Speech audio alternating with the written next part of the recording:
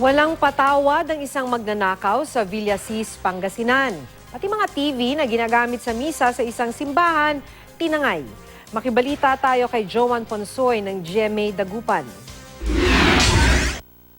Naka-t-shirt at naka-short pants na lalaki na tila nabibigatan sa kanyang binubuhat. Ito ang nakuna ng CCTV camera sa isang bahay sa harapan ng simbahan sa Villasis, Pangasinan. Ang mga dala pala ng lalaki, dalawang flat screen TV na ninakaw umano niya mula sa St. Anthony Abbot Parish Church. Sa isa pang kuha ng CCTV, makikita ang isang tricycle na pumarada sa kalsada. Dito raw sumakay ang lalaki dalang mga ninakaw na TV. Yung insidente po is under invest ngayon at hopefully ito ay aming marisolba kasi meron na rin po tayong lead. Aabot sa 50,000 piso ang halaga ng mga natangay na TV.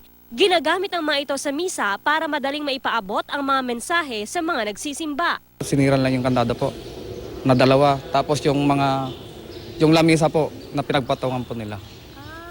Para makyat yung TV. Opo. Marami raw bisita sa simbahan nang mangyari ang insidente kaya nakaligtang isara ng caretaker ang main gate ng compound. Pero tiyak naman daw na nakalak ang lahat ng iba pang pinto sa palibot ng simbahan. Hindi naman isinasantabi ng pulisya na posibleng may nangyaring inside job. Wala pang pahayag ang pamunuan ng simbahan. Joan Ponsoy, Nagbabalita, Pilipinas.